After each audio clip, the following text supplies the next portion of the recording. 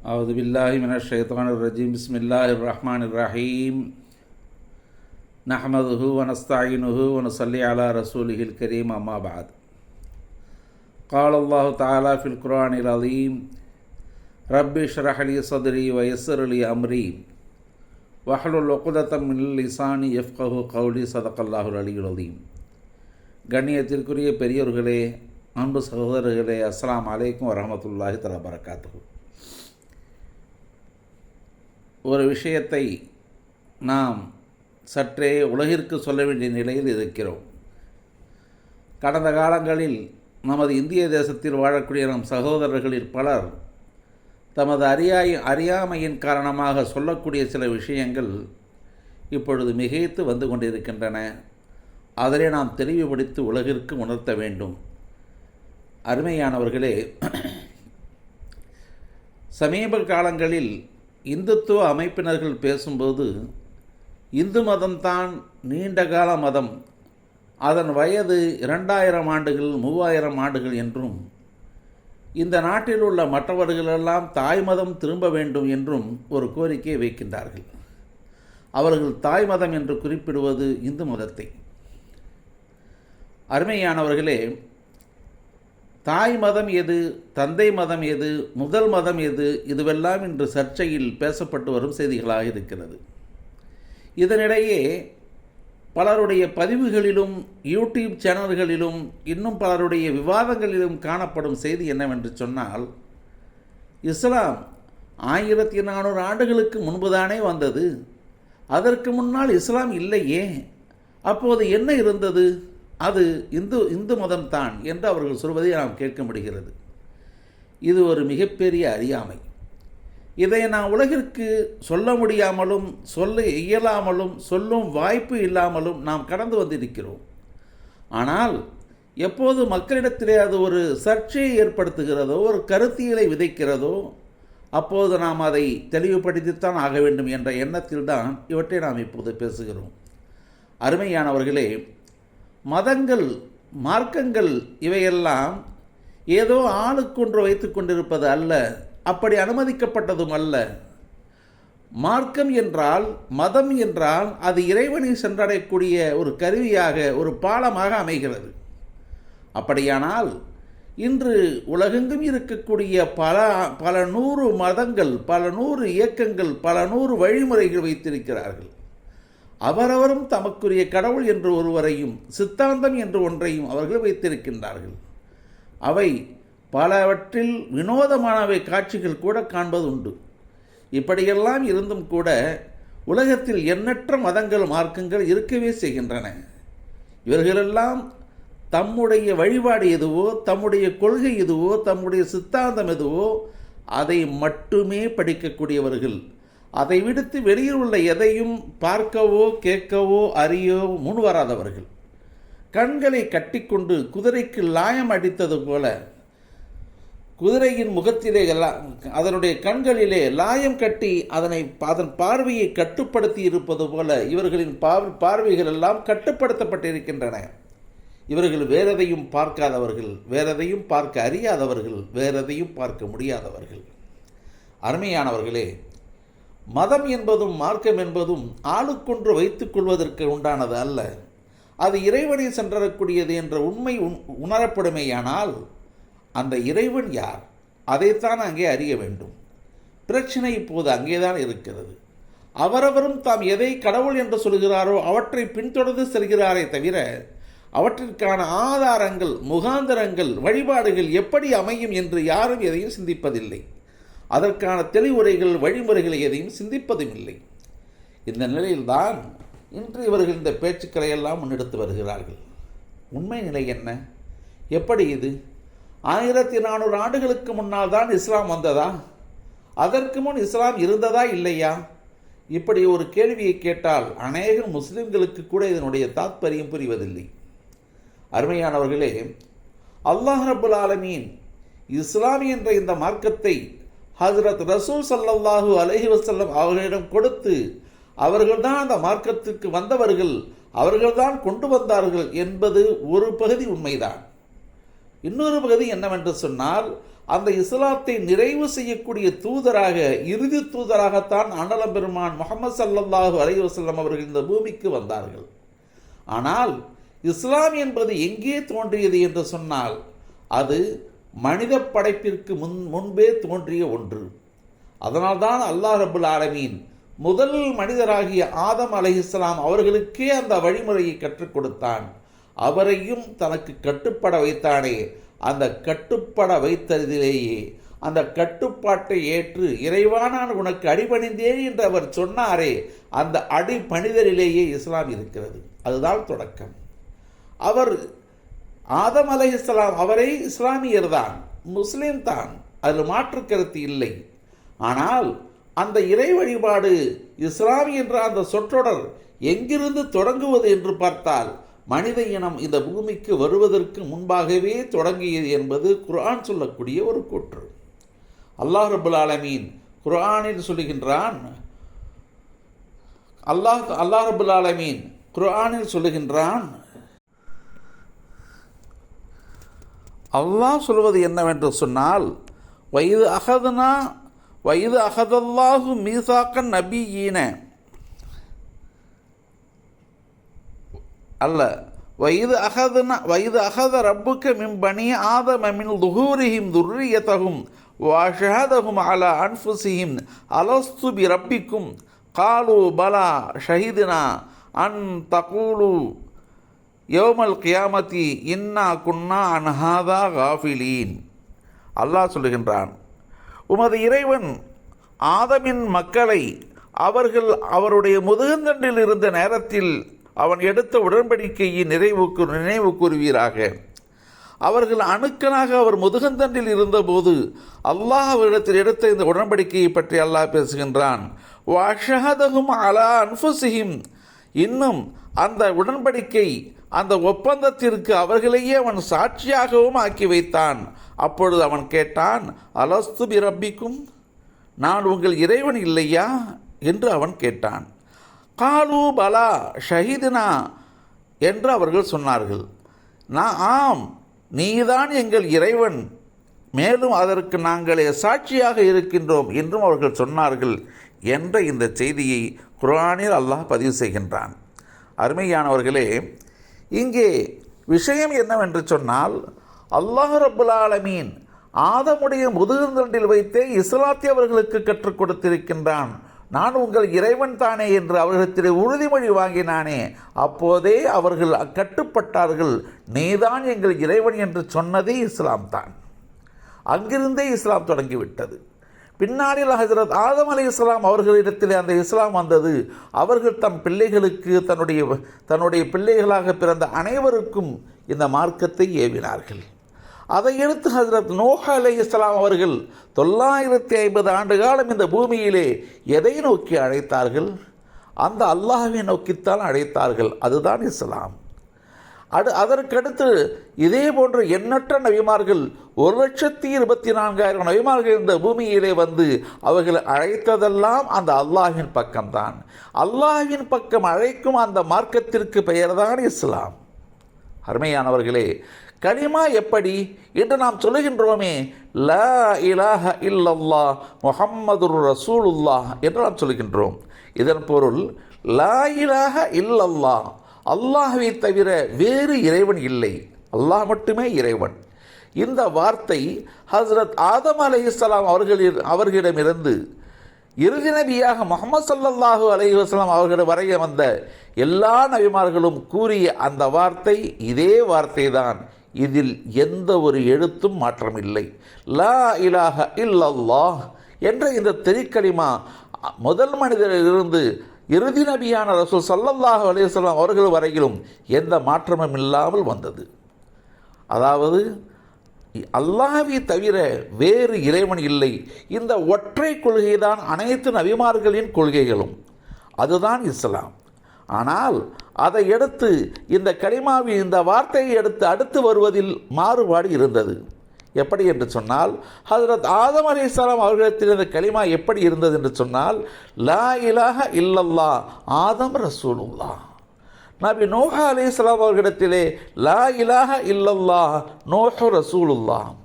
நபி இப்ராஹிம் அலைஹிஸ்ஸலாம் அவர்களிடத்திலே லா இலாஹ இல்லல்லாஹ் இப்ராஹிம் ரசூலுல்லாஹ், இப்படித்தான் ஒவ்வொரு இப்ராஹிம் நபியுல்லா, இப்படியாக ஒவ்வொரு நபிமார்களுக்கும் ஒரு சிஃபத்தை கூறி அந்த தன்மையை பின்னால் இணைக்கப்பட்டிருந்தது.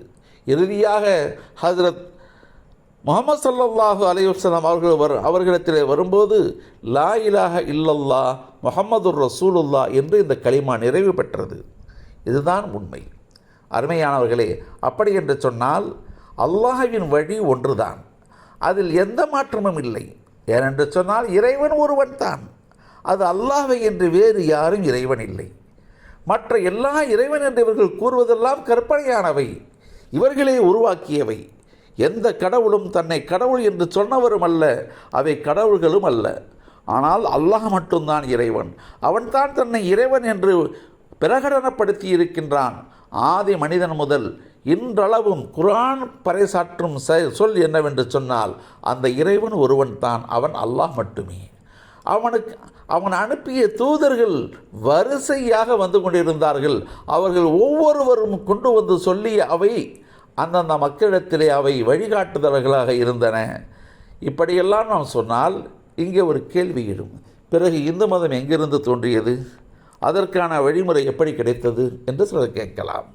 அருமையானவர்களே, இதற்கான வழிமுறை எப்படி வந்தது என்று சொன்னால் சிலவற்றை நாம் கண்டால் இதனுடைய விவரம் புரியும். உதாரணமாக, நம்ம இந்திய தேசத்திலே தொடர்ந்து இந்த நாட்டுடைய ஆட்சியாளர்கள் மாறிக்கொண்டே வருகிறார்கள். நேரு ஒரு காலத்தில் பிரதமராக இருந்தார், இந்திரா ஒரு காலத்தில் பிரதமராக இருந்தார், ராஜீவ் ஒரு காலத்தில் பிரதமராக இருந்தார், இப்பொழுது ஒருவர் இருக்கிறார். இப்படி வரிசையாக மாறி மாறி வருகிறார்கள். இப்போது வாழக்கூடிய ஒருவர், நான் நேரு காலத்திலேயே சட்டங்களைத்தான் பின்பற்றுவேன், இன்றைய ஆட்சியாளர்கள் கொண்டு வந்த சட்டங்களை பின்பற்ற மாட்டேன் என்று சொன்னால் அது சட்டவிரோதம். இவர்கள் கொண்டு வந்த சட்டங்கள், இன்றுள்ளவர்கள் கொண்டு வந்த சட்டங்கள் நமக்கு ஏற்புடையதாக இல்லாவிட்டாலும், அதை எதிர்த்து நாம் போராடினாலும் கூட அவர்கள் அவையில் எதை நிறைவேற்றி குடியரசுத் தலைவரின் கையெழுத்தை பெற்று அதை வைத்திருக்கிறார்களோ அது சட்டம்தான். அப்படியானால் நான் இன்றைய சட்டத்தை ஏற்க மாட்டேன், அன்றைய சட்டத்தை தான் ஏற்பேன் என்று சொன்னால் அது அந்த நாட்டுடைய சட்டத்தை மதிப்பதற்கான பொருள் அல்ல. ஆனால் இங்கே அப்படித்தான் அமைந்தது. மார்க்க விஷயங்களில் இப்படித்தான் அது அமைந்தது. முந்திய நபிமார்கள் கொண்டு வந்த சட்டங்களை அந்த மக்கள் பின்பற்றினார்கள். அவர்களை அடுத்து இன்னொரு புதிய தூதர் வந்து அந்த மார்க்கத்தை சொன்னபோது அதை அவர்கள் ஏற்பதற்கு தயாராக இல்லை, அப்படியே நின்று கொண்டார்கள். உதாரணமாக, ஹஜ்ரத் மூசா அலைஹிஸ்ஸலாத்து வஸ்ஸலாம் அவர்கள் தன்னுடைய வழிகாட்டலை இந்த பூமிக்கு கொடுத்தார்கள். அவர்கள் கொண்டு வந்த தௌராத் என்ற வேதத்தை மக்களுக்கு கொடுத்தார்கள். அவர்கள் கொண்டு வந்த அந்த மார்க்கத்திற்கு இஸ்லாம் என்றுதான் பெயர்.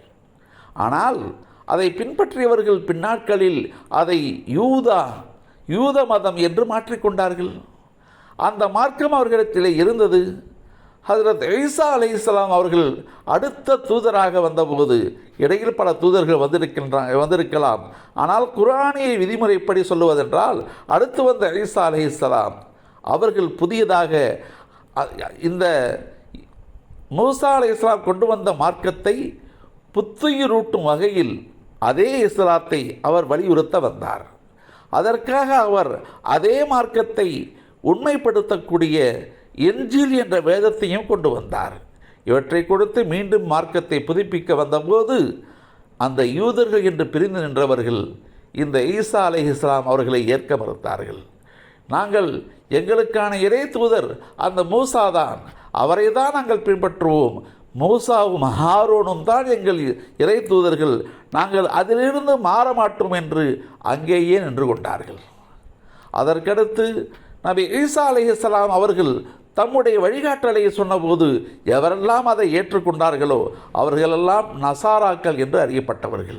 ஆனால் அந்த மார்க்கமும் இஸ்லாம் தான். அந்த மார்க்கத்தை ஏற்றுக்கொண்டவர்கள் அவர்களுக்கு முந்திய மார்க்கமான நபி மூசா அலைஹிஸ்ஸலாம் கொண்டு வந்த யூத மார்க்கத்தை அவர்கள் ஏற்க மறுத்தபோது அவர்கள் அதற்காக வருந்தினார்கள். இந்த புதிய தூதரை ஏற்று நீங்கள் ஏற்றுக்கொள்ள வேண்டாமா என்று கேட்டார்கள். அப்படி இருந்தும் கூட ஹஜ்ரத் ஈசா அலைஹிஸ்ஸலாம் அவர்கள் கொண்டு வந்த மார்க்கத்தை அவர்கள் கையில் வைத்திருந்த போது அதற்கடுத்து வந்து ரசூல் ஸல்லல்லாஹு அலைஹி வஸல்லம் அவர்கள் இந்த மார்க்கத்திற்கு வேறொரு பெயர் எதையும் புதிதாக சூட்டாமல் அந்த இஸ்லாம் என்பதையே வலியுறுத்தினார்கள். அதுதான் இஸ்லாம். இப்போது ஏற்கனவே நபி ஈசா அலைஹிஸ்ஸலாம் அவர்களை ஏற்க மறுத்து தனியாக நின்று கொண்ட யூதர்கள், பிறகு தமக்கென்று தனி ஒரு பாதையை வகுத்து வழிவந்த நசாராக்கள், கிறித்துவர்கள், இந்த இரண்டு தரப்பினரும் இப்பொழுது ரசூல் ஸல்லல்லாஹு அலைஹி வஸல்லம் அவர்கள் கொண்டு வந்த இந்த மார்க்கத்தை ஏற்றிருந்தால் யூதம் கிறித்தவம் எல்லாம் இஸ்லாத்திற்குள் வந்திருக்கும், ஒரே மார்க்கமாக ஆகியிருக்கும். ஆனால் அதற்கு அவர்கள் தயாராக இல்லை. தத்தமது வழியிலேயே நின்று கொண்டார்கள். இப்பொழுது என்னவாயிற்று? ஒரே கொள்கையை கொண்டு வந்திருந்த மார்க்கம் 3 வகைகளாக மாறிப்போனது. ஒன்று யூதம், இன்னொன்று கிறித்தவம், இன்னொன்று இஸ்லாம். இப்படியாக 3 வகைகளாக மாறிவிட்டது. ஆனால் அல்லாஹ் ரப்புல் ஆலமீன் ஹஜ்ரத் முஹம்மது ஸல்லல்லாஹு அலைஹி வஸல்லம் அவர்களை இறுதி தூதராக அறிவித்து அவர்களுக்கு குர்ஆனை வேதமாக கொடுத்து இன்னும் அதை முஅஜிஸாவாக ஆக்கி காலம் உள்ளளவும் நிலைக்க வைத்து இந்த இஸ்லாமிய மார்க்கத்தை அவன் அங்கீகரித்து கொண்டான் என்று அறிவிக்கின்றான். இன்னத் தீன இன்தல்லாஹில் அல் இஸ்லாம், அல்லாஹ்விடத்தில் ஏற்கப்பட்ட மார்க்கம் இஸ்லாம் என்று பிரகடனப்படுத்தியும் விட்டான். இப்பொழுது என்னவென்று சொன்னால், நபி ஆதம் அலைஹிஸ்ஸலாம் அவர்கள் தொடுத்து இறுதியாக வந்த ரசூல் ஸல்லல்லாஹு அலைஹி வஸல்லம் அவர்கள் வரை வந்த எல்லா நபிமார்களும் ஒரே மார்க்கத்தை, ஒரே கொள்கையை கொண்டு வந்தவர்கள். அந்த ஒரே கொள்கை அல்லாஹ் ஒருவன் என்ற அந்த கொள்கைதான். அல்லாஹ்வை தவிர வேறு யாரும் இறைவன் இல்லை என்ற அந்த கொள்கைதான். அதற்கு பேர் வஹதானியத். அந்த வஹதானியத்திற்கு ஆங்காங்கே அவ்வப்போது பல்வேறு பெயர்கள் சூட்டப்பட்டு வந்தன. ஆனால் அந்த வஹதானியத்தின் இறுதியில் வந்தபோது அதற்கு இஸ்லாம் என்ற பெயரில் அது நின்றது. மேலும் இந்த மார்க்கத்திற்கு நபி இப்ராஹிம் அலைஹிஸ்ஸலாம் அவர்கள் இந்த மார்க்கத்தை பின்பற்றியவர்களுக்கு முஸ்லிம்கள் என்று பெயர் வைத்ததாக அல்லாஹ் சொல்லுகின்றான். ஹுவ சம்மாக்குமுல் முஸ்லிமீன், அவர்தான் உங்களுக்கு முஸ்லிம் என்று பெயரிட்டார் என்று அல்லாஹ் சொல்லுகின்றான். அதாவது அவரது மார்க்கமும் இஸ்லாமாகத்தான் இருந்தது. அதனால் தான் அதை பின்பற்றியவர்களே அவர் முஸ்லிம்கள் என்று பறைசாற்றினார். அருமையானவர்களே, இப்படி முதல் மனிதன் தொடங்கி இறுதி கியாம நாள் வரையிலும் உள்ள எல்லா மனிதர்களுக்கும் ஒரே மார்க்கம் இஸ்லாம் மட்டுமே. அதன் கலிமா லா இலாஹ இல்லல்லாஹ். அது ரசூல் ஸல்லல்லாஹு அலைஹி வஸல்லம் அவர்களுக்கு முன்னால் வரையிலும் அந்தந்த தூதரின் பெயரில் ரசூல்களாக நபிமார்களாக வந்தவர்களுக்கு அவரவர் பெயர்களை பின்னால் இணைக்கப்பட்டிருந்தன. இறுதியாக வந்த முஹம்மது ஸல்லல்லாஹு அலைஹி வஸல்லம் அவர்களுக்கு லா இலாஹ இல்லல்லாஹ் முஹம்மதுர் ரசூலுல்லாஹ் என்று நிறைவு செய்யப்பட்டது. அதுதான் 1450 ஆண்டுகளாக இப்பொழுது நிலைத்து நிற்கிறது. இந்த விளக்கத்தை புரியாமல் தான் உலகத்தில் பலரும் இஸ்லாம் வந்து 1450 ஆண்டுகள் தானே ஆகிறது என்று இவர்கள் பேசுகிறார்கள். இல்லை, உலகத்தில் நின்று நிலைக்கும் ஒரே மார்க்கம் இஸ்லாம் தான். அதை விடுத்து மற்ற அனைத்து மார்க்கங்களும் இடையில் நின்ற ஏதோ ஒரு நபியுடைய பின்பற்றுதலை கொண்டது.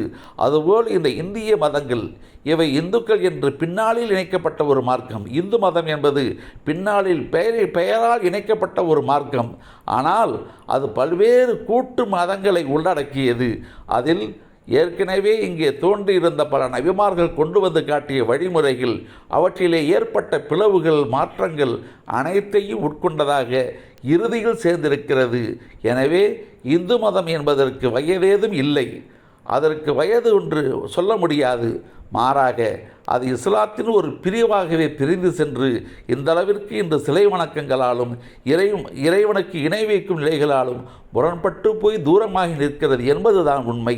அதை விடுத்து அதற்கு தனி ஒரு பெயர் கூறி இது பழைய மதம், இஸ்லாம் புதிய மதம் என்று சொல்வதற்கெல்லாம் இடமில்லை என்பதை நாம் விளங்கிக் கொள்ள வேண்டும். இதுதான் நாம் இங்கே சொல்ல வந்த விஷயம். இந்த செய்தியை எல்லோரும் கேளுங்கள், எல்லோருக்கும் தெரிய வையுங்கள். சொல்லப்போனால் நீங்கள் இதை உள்வாங்கி கேட்டுக்கொண்டு மற்றவர்களுக்கு எடுத்து சொல்லுங்கள். உங்கள் பேச்சுக்களில் சிலரிடமாவது இந்த செய்திகளை எடுத்து சொல்லுங்கள், புரிய வையுங்கள். அப்பொழுதுதான் இந்த பேச்சுக்கள் எங்கும் பரவும், எல்லோருக்கும் சென்றடையும். அதை நாம் செய்தால்தான் இந்த இஸ்லாத்தின் மீதான புரிதல் எல்லோருக்கும் சென்றடையும். அருமையானவர்களே, இதை செய்வதற்கு நாம் தயாராக ஆக வேண்டும், இதை முன்னெடுக்க வேண்டும். அதற்கான முன்னோட்டமாகத்தான் சில விஷயங்களை உங்களுக்கு சுருக்கமாக இவற்றிலே தந்திருக்கின்றோம். கேட்டு இந்த தளத்தை நீங்கள் சப்ஸ்கிரைப் செய்து ஆதரவு தெரிவியுங்கள். மேலும் மேலும் இது சார்ந்த பல்வேறு விஷயங்களை நாம் பதிவிட இருக்கின்றோம். அனைத்தையும் கேட்கலாம். வாஹிர் தாவானா அனில் அல்ஹம்துலில்லாஹி ரப்பில் ஆலமீன். அஸ்ஸலாமு அலைக்கும் வரஹ்மத்துல்லாஹ்.